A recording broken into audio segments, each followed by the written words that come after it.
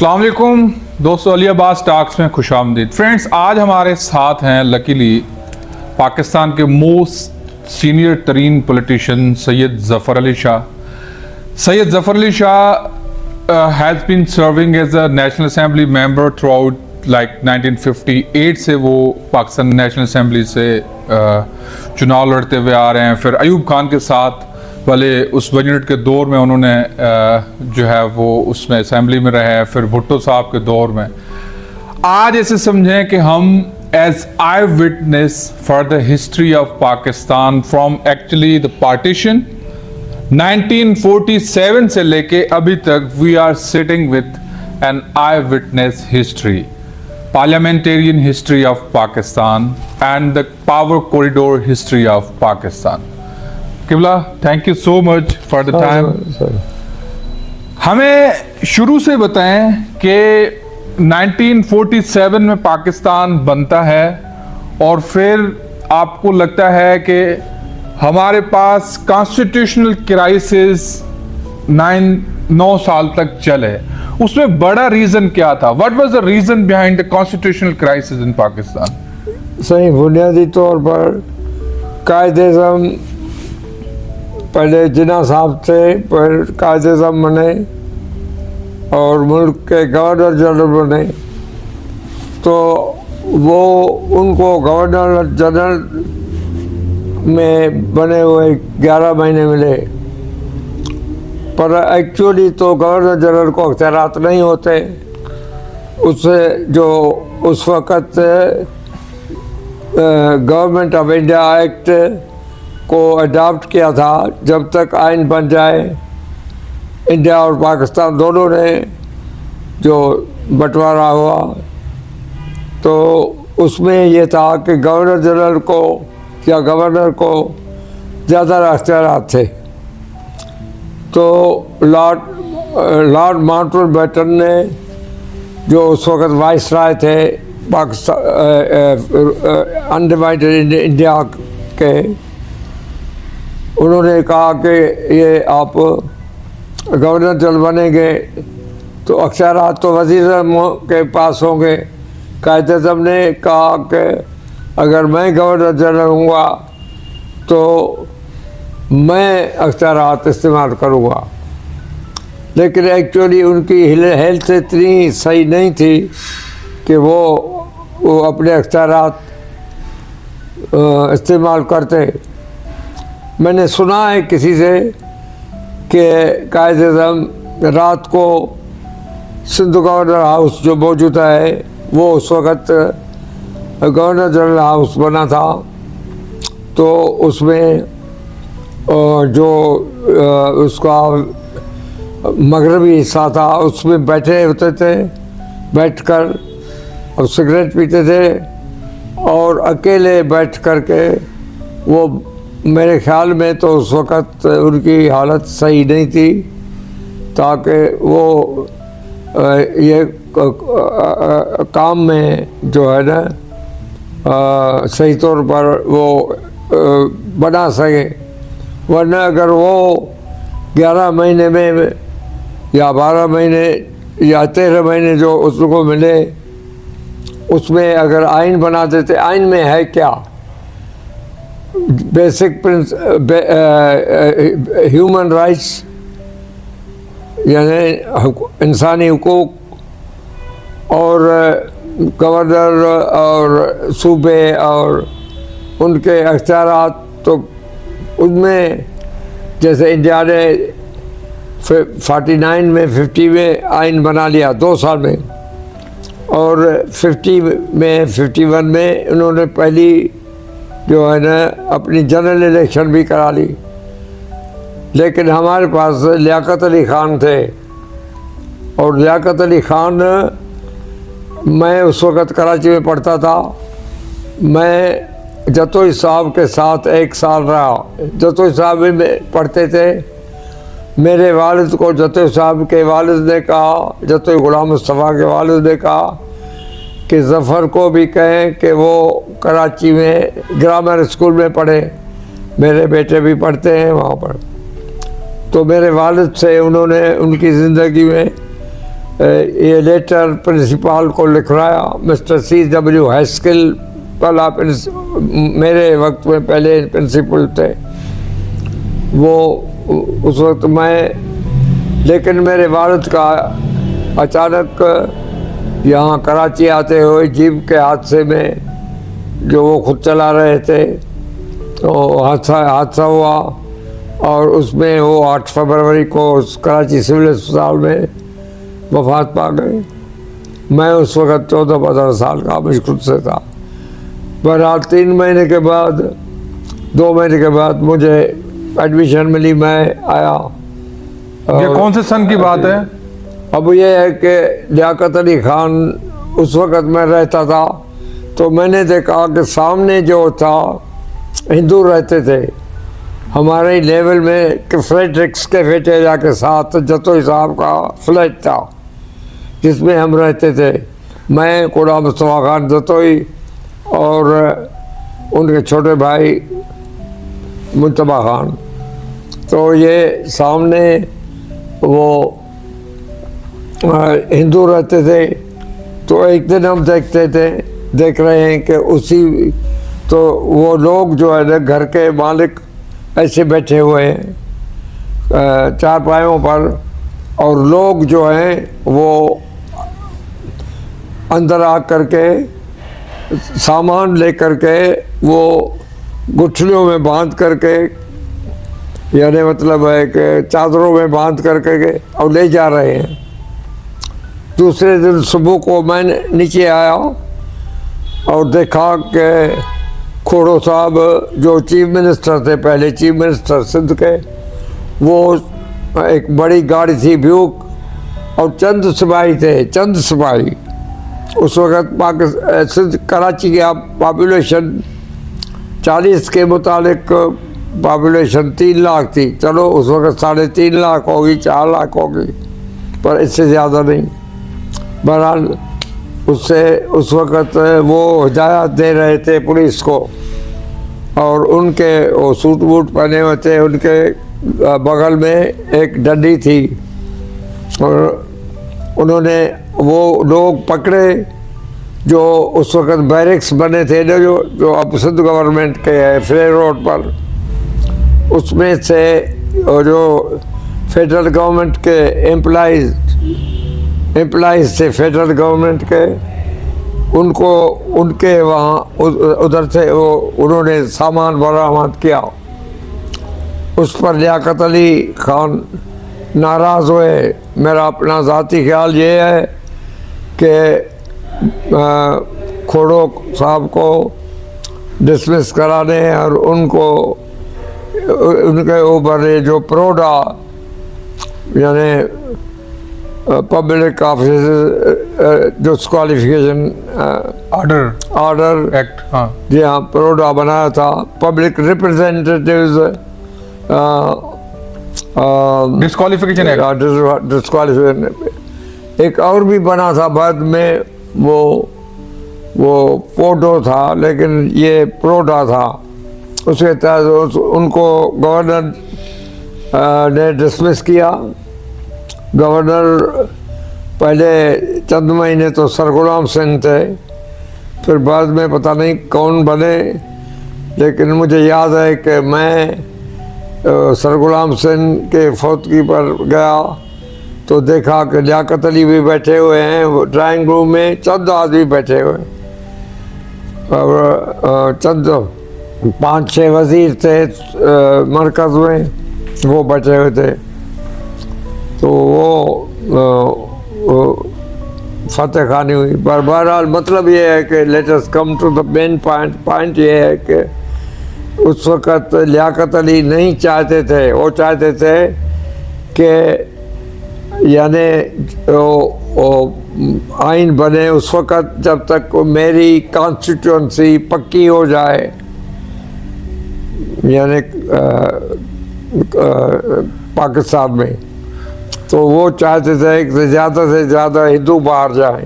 जोगिंदर नाथ मंडल भी उस टाइम जो लॉ मिनिस्टर थे, उन्होंने देखे ना, और तो कुछ और बातों को छोड़ एक बात को अब ले। बात यह है कि जब कायद-ए-आज़म ने अपनी तकरीर की, you are free, you are free, you are free to go to your temples, your churches, योर mosques or any other place of worship that has nothing to do with the business of the state. वो उसूल कायद-ए-आज़म ने दिया था और लियाकत अली ने उसको उल्टा कर दिया। लियाकत अली खान ने एक बुनियादी उसूलों की कमेटी बना ली जिसमें तकरीरें चलती रहती थी। मौलाना शबीर अहमद उस्मानी तकरीर कर रहे हैं, वो मेंबर कैसे बने थे आपको पता है? वो असेंबलियों ने जो मेंबर बनाए थे, यानी असेंबलियों में पाकिस्तान के वक्त जो इलेक्शन हुई थी, जो मेंबर बने थे, समझो कि वो असेंबलियों ने नहीं, जो सूबों से मेंबर बने थे जिस वक्त पाकिस्तान बन रहा था, वार के बाद सूबों में भी इलेक्शन हुई तो मरकज़ में भी इलेक्शन हुई। तो मरकज़ में जो पाकिस्तान के हिस्से में, पाकिस्तान के या जोग्राफियाई हिस्से में जो मेंबर आते थे वो तो बन गए 1946 वो कॉन्स्टिट्यूंट असेंबली, दस्तूर साज असेंबली, और उसी वक्त वो एक कानून साज असेंबली भी थी। तो वो उसमें वो मेंबर बने और जो इंडिया से आए वो इंडिया के मेंबर बने थे, जैसे लियाकत अली था या और थे, तो उनको जो है ना अडॉप्ट किया गया as member of Pakistan assembly. हालांकि वो इंडिया में इलेक्ट हुए थे। बस अभी हमें इंडिया ने नहीं किया। इंडिया ने वहाँ जो उनकी जगह खाली हुई वहाँ इलेक्शन कराए, ज़मीनी इंतखाबात कराए। अच्छा, जो इस पाकिस्तान से हिंदू गए वहाँ पर भी उन्होंने, पाकिस्तान वालों ने, लियाकत अली खान ने इलेक्शन कराए और ख़ुद को कहते हैं तो खुद भी इस पाकिस्तान से इलेक्ट हुआ या पता नहीं को और भी वहाँ से इलेक्ट हुआ। तो वहाँ से मतलब अपने आप को 40-40 के बुनियाद से 80-40 वहाँ, 40 यहाँ, वेस्ट पाकिस्तान से 40 ईस्ट पाकिस्तान से। वह पैरिटी क्यों हो? ये तो नया एक फार्मूला था।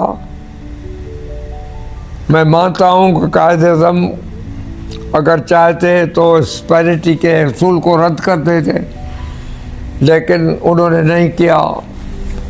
ये लीडरशिप की जो थी वो नाकामी थी। वन यूनिट के बारे में हमें अभी आगे बताया। वन यूनिट के दौर में साईं जीएम सैयद ने किस तरह से वो करके जो है वो रद्द करवाया और किस तरह से कौन से मेजर सिंध थे जो लीडर थे जिनका रोल था वन यूनिट में? सही ये था कि खोड़ो साहब को इतना तंग किया गया कि खोड़ो साहब को के बाद पीर साहब सत्तार को सिंध का चीफ मिनिस्टर बनाया गया। अच्छा, ये आर्डर ऊपर से आता था। मैं आपको एक थोड़ा सा किस्सा और भी बता दूं। चौधरी हमीदुल हक चौधरी पाकिस्तान में बाद में वज़ीर भी बने, बंगाल के थे। उन्होंने अपनी किताब में लिखा है कि जब कायद-ए-आज़म फौत हुए तो उनको ख्वाजा नाज़िमुद्दीन उस वक्त चीफ मिनिस्टर थे बंगाल के, ईस्ट पाकिस्तान के या ईस्ट बंगाल के, तो उनको बुलावा आया लियाकत अली खान का कि इधर आओ। मुस्लिम लीग असेंबली पार्टी मिली, उन्होंने कहा कि आप न जाएं, आप यहाँ रहें, ये चीफ मिनिस्टर आपको बुला रहे हैं, वो आपको बनाएंगे गवर्नर जनरल कायद-ए-आज़म की जगह पर। और वो तो कायद-ए-आज़म था, आपको कोई पावर नहीं होगा, आप बंगाली हैं, आपको पावर नहीं देंगे। ख्वाजा नाजिमुद्दीन ने वहाँ हाँ करके चला आया इधर, और इधर उसने हल्फ ले करके वजीर गवर्नर जनरल बन गया। फिर उसके बाद वो हेरा फेरी होती रही, उसको फिर वज़ीर आज़म किया गया, गुलाम अहमद गवर्नर जनरल बन गए। यानी ये मतलब है कि आम आदमी तो कोई हैसियत ही नहीं रखता था, जमहूरियत के कोई नाम की चीज़ थी नहीं, न इनका इरादा था कि वो आइन बनाए। सो ये तकरीरें चलती रही 2-3 साल तक, 4 साल तक, हत्ता के लियाकत अली ख़ान को और रावलपिंडी में कत्ल किया गया। और उसके बाद जो है ना वो और वजीर ख्वाजा नाज़िमुद्दीन आए उसके बाद। हाँ, उसके बाद शायद बहरहाल उसके बाद जो हिस्ट्री है कि इनका इरादा कोई नहीं था। इस्कंदर मिर्ज़ा जब आए तो वो ज़रा लिबरल आदमी थे और ईमानदार आदमी भी थे, पर सवाल ये नहीं है, सवाल ये है कि आइन जो बना वो बंगाल ने कबूल किया, उसमें सेनेट नहीं थी, उसमें एक हाउस था, लेकिन वो भी नहीं चल सका क्योंकि ये 50 की बात है। 50 तक जनरल ग्रेसी, 50 तक general Douglas Gracey commander chief था आर्मी का, पाकिस्तान का,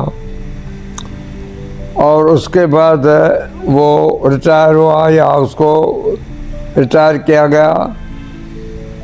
उसके बाद अयूब खान बने जनरल चीफ, बड़े आर्मी के हेड। तो वो उनकी जो थी ना वो और इनके दरमियान, यानी मतलब है कि चंद लोगों के दरमियान ही पॉलिटिक्स मुस्तकबिल के बारे में ये चलती रहती थी बातें। लोग कोई हैसियत नहीं रखते थे, लोगों में पहले तो एडल्ट फ्रेंचाइज थी नहीं, पर अगर सूबाई जो हुई इलेक्शंस वो उसमें एडल्ट फ्रेंचाइज की गई, लेकिन वो भी वन वे स्ट्रीट था, लोगों में कोई इतना शोर नहीं था। वो मुस्लिम लीग को उन्होंने यहाँ कामयाब बनाया। इस पाकिस्तान में भी ऐसे ही हुआ, ये सूबाई इलेक्शन हुआ है, इस पाकिस्तान में नहीं हुई इलेक्शन, वो 54 में हुई, पर पंजाब में 51 में हुई, सिंध में 53 में हुई सूबाई इलेक्शन। तो इन दोनों सूबों में तकरीबन, और सरहद में क्यों नहीं हुई? सरहद में अंग्रेज़ ने लोगों को ये रेफरेंडम कराया। क्यों रेफरेंडम कराया? जाहिर था कि जब आप रियासतों को 3 ऑप्शन देते हैं कि तुम इंडिया के साथ जाओगे या पाकिस्तान के साथ जाओगे या इंडिपेंडेंट रहोगे, लेकिन सूबों को कोई अख्तियार नहीं था। सूबों को ये था कि या पाकिस्तान या इंडिया। तो जाहिर है कि सरहद में जो रेफरेंडम किया कराया गया 46 में, पाकिस्तान बनने से पहले, तो लोग जो थे उस वक़्त मिनिस्ट्री थी, डॉक्टर खान साहब चीफ मिनिस्टर थे, जो मुस्लिम लीग के ख़िलाफ़ थे। तो ये दरअसल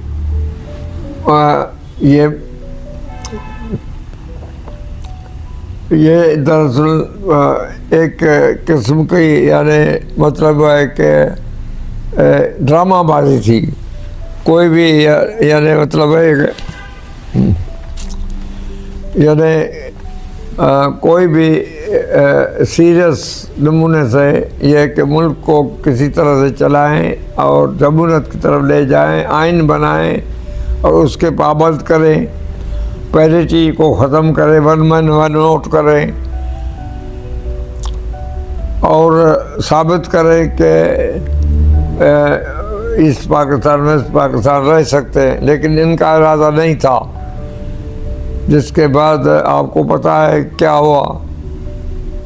तो 1 यूनिट के बारे में वही बताएं कि अब उसके बाद भुट्टो साहब का लॉन्च होता है। भुट्टो साहब आते हैं फितरी तौर पे, या जो उनका जो फातिमा जिन्ना के साथ जो इलेक्शंस होती हैं उनके साथ क्या होता है, मतलब 62 वाली इलेक्शन के बारे में। 1 यूनिट जो बना तो 1 यूनिट में साईं GF सैयद थे और 3-4 और मेंबर, एक खुर्शीद अमन थे और और गुलाम मुस्तफा बरेली साहब थे,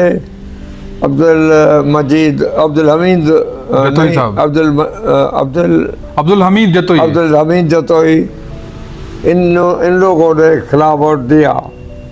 ये हुआ था हैदराबाद के सेशन कोर्ट के एक हिस्से में ये असेंबली का अजलास बुलाया गया था, जहाँ पर खोड़ों को वज़ीर आला बनाया गया था और जो स्पीकर थे मीर गुलाम अली तालपुर, उसको पकड़ के मिट्टी में जा कर के उसको एक ऊँट पर बिठाया गया और उसको एक जगह से दूसरी जगह लाया गया। उस दिन ऊँट पे बिठा के, हाँ ऊँट पे बिठा के। ये एक ज़बरदस्ती की इलेक्शन थी और इलेक्शन भी क्या थी कि सूबों को, छोटे सूबों को खुश करने के लिए उनको थोड़ा वेटेज दिया गया कि उनके आदमशुमारी के एवज उनको ज़्यादा नुमाइंदगी होगी असेंबली में। तो उस असेंबली में मैं भी इलेक्ट हुआ क्योंकि मेरे अंकल मेंबर थे सिंध असेंबली के और उसने मुझे खड़ा किया। उसने कहा कि मैं तो लाहौर नहीं जा सकता। तो मैंने कहा मेरे खिलाफ मेरी एज की बुनियाद पर ये लाएंगे जो लूजिंग पार्टी, वो पिटीशन लाएगी कि मेरी एज जो है ना सही नहीं है अकॉर्डिंग टू दैट। और हुआ भी यही, उन्होंने एज के बुनियाद पर मुझे 1 साल में था मेंबर, मैंने असेंबली अटेंड की 2-3 सेशंस। तो उसमें डॉक्टर खान साहब थे चीफ मिनिस्टर, मुझे ये याद है क्योंकि सिकंदर मिर्ज़ा प्रेसिडेंट थे मेरा ख्याल है, और डॉक्टर खान साहब थे चीफ मिनिस्टर। तो वो असेंबली जो थी ऐसे इनडायरेक्टली इलेक्टेड थी। सूबों के जो ज़िलों में मेंबर थे असेंबलियों के सूबाई, उन्होंने मुकर्रर अंदाज में जो वहाँ मुकर्रर किया गया था कि इस ज़िले को इतनी वेस्ट पाकिस्तान असेंबली में 1 यूनिट में नुमाइंदगी होगी, वो मेंबर मुंतखब किए। लेकिन ये चला ये मामला, और 65 में अयूब खान के खिलाफ खुद आर्मी ने ही के जनरलों ने मिल कर के साजिश की और अयूब खान के खिलाफ तहरीक चलाई। पहले तो इंडिया पाकिस्तान की जंग कराई, वो भी जानबूझ कर जंग पर आई। उसके भी मेरे पास काफ़ी शहादतें हैं। मिसाल के तौर पर ये है कि जब मैं एक बार बैठा हुआ था एक, तो जो उस वक्त अयूब खान के दौर में डिफेंस सेक्रेटरी और फॉरेन सेक्रेटरी बिल तरतीब नज़ीर रहमान साहब और आगा शाही थे, वो बैठे थे। उस वक्त वो रिटायर थे और मैं भी बैठा हुआ था। नज़ीर रहमान साहब मुझे अपना समझते थे, मुझे पसंद करते थे, तो दोस्ताने तौर पर और छोटे एक अपने भाई की तरह, तो वो उन्होंने आपस में तालियां मिलाई और कहा कि देखो हमने कैसे अयूब खान को बेवकूफ़ बनाया कि अगर पाकिस्तान अपनी फ़ौजें कश्मीर में भेजेगा तो इंडिया पाकिस्तान पर हमला नहीं करेगा। तो हमने अयूब खान को बेवकूफ़ बनाया और ये बताया उनको कि वो इंडिया हमला नहीं करेगा। हालांकि हुआ ऐसे कि इंडिया ने वाकई हमला कर दिया पाकिस्तान पर, यहाँ वेस्ट पाकिस्तान पर। तो 65 में अयूब खान वीक को कमज़ोर हुए और फिर 69 में उन्होंने इस्तीफा दे दिया 69 फरवरी में। कहते हैं कि ये अयूब खान के खिलाफ जो है भुट्टो साहब की कामयाबी थी, क्योंकि भुट्टो साहब एक डेमोक्रेटिक लीडर उभर के सामने आए थे और क्योंकि वो उस टाइम सोशलिस्ट का नारा लगा के भुट्टो साहब एज एक प्योर जो है ना वो खालिस एक पाकिस्तान के लोगों का जो है ना वो मसीहा बन के उभरे थे उस टाइम। एक्चुअली ये आर्मी का एक बड़ा एक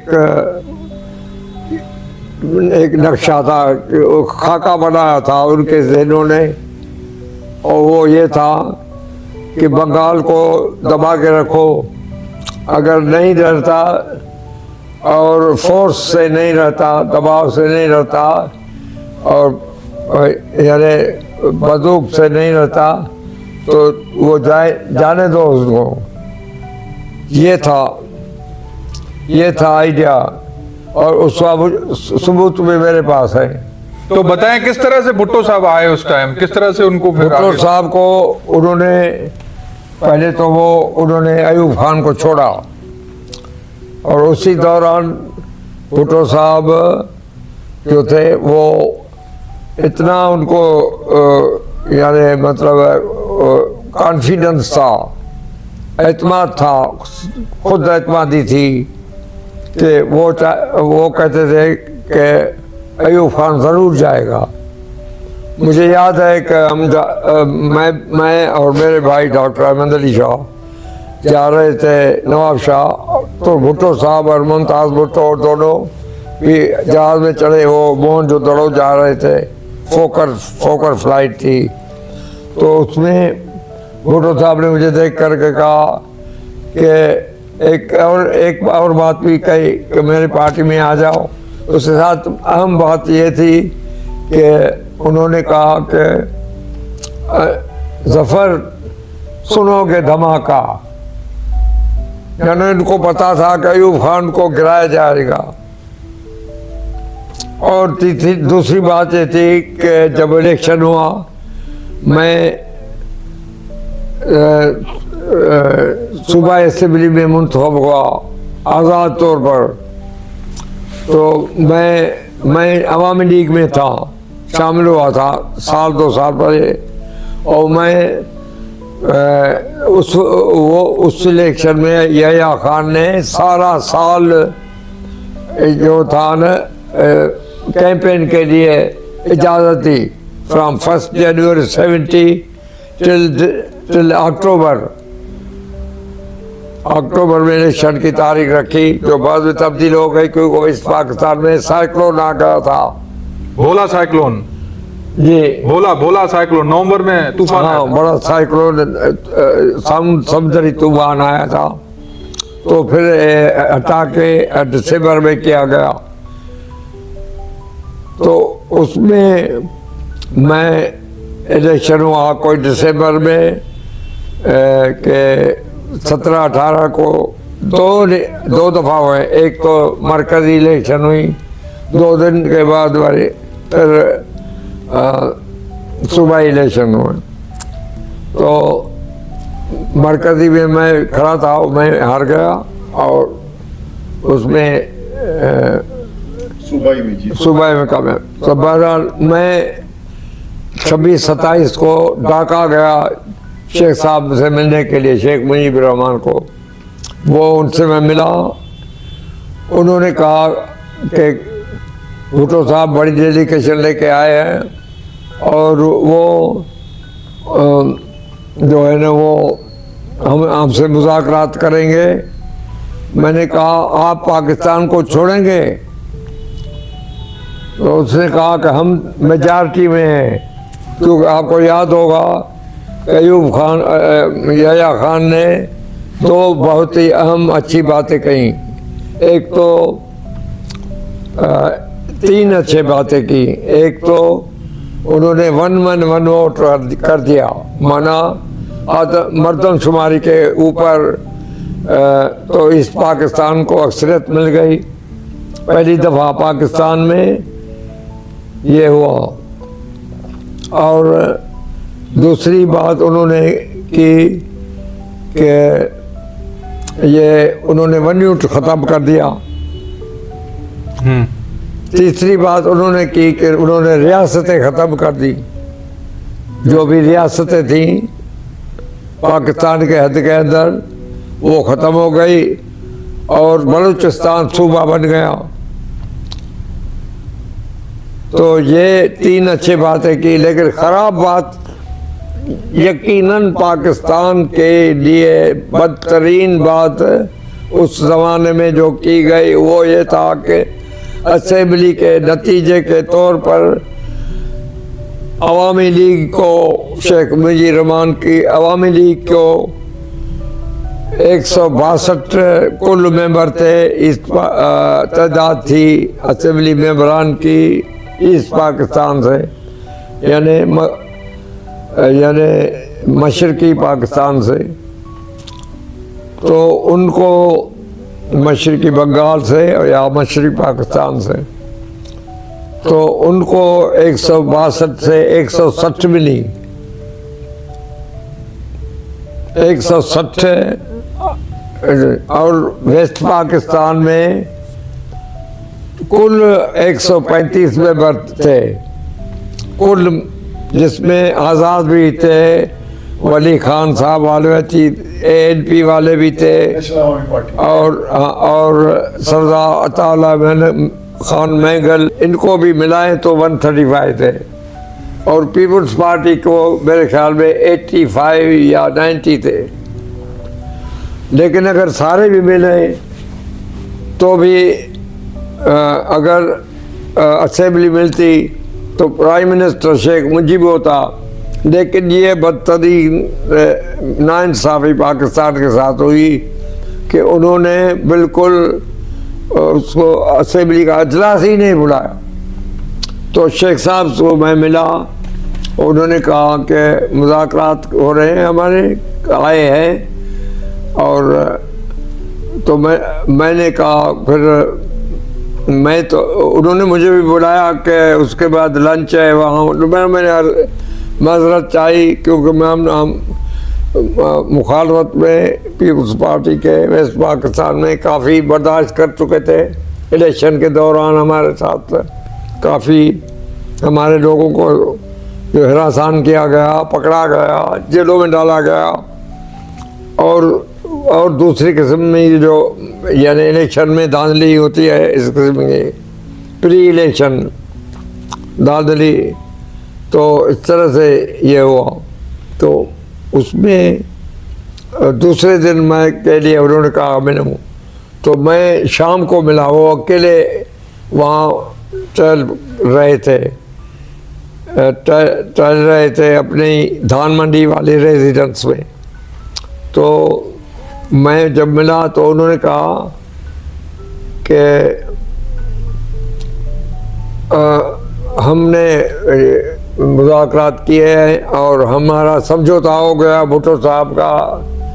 वो खुश हो रहे थे कि और भुट्टो साहब और हमने मिनिस्ट्रीज पोर्टफोलियोज वगैरह भी तकसीम किए हैं, वो भी किए हैं। मैंने इनसे पूछा कि आपका 6 पॉइंट्स के बारे में क्या आपने किया है। उन्होंने कहा उसमें भी हमने तरमीम की है, मतलब ये समझौता हो गया है। तो मैं हैरान रह गया। मैंने कहा कि ये लगता तो नहीं है मुमकिन, लेकिन खुदा करे ऐसा हो। मैं वापस आया होटल में और दूसरे दिन सुबह को टाइम से भुट्टो साहब वो खास जहाज से आए थे, खास हवाई जहाज से वापस गए। चकुलाला में पहुँचने पर दूसरे दिन के अखबार में बड़ी सुर्खी थी, नो कॉम्प्रोमाइज़ ऑन 6 पॉइंट्स, यानी मतलब कोई समझौता नहीं है 6 पॉइंट का। बहाना बना के और उस सारी जो आपस में समझौता था उसको ख़त्म कर दिया। एग्रीमेंट ख़त्म हो गई। उसके बाद फरवरी ये दिसंबर में इलेक्शन हुई। फरवरी को छोड़कर मार्च में 25 मार्च को एक्शन हुआ। तो ये इससे ज़ाहिर होता है कि आर्मी नहीं चाहती थी कि बंगाल को पावर मिले, नहीं चाहती थी। जब पावर गेम आए तो जब अब तक भी वही सिलसिला चल रहा है।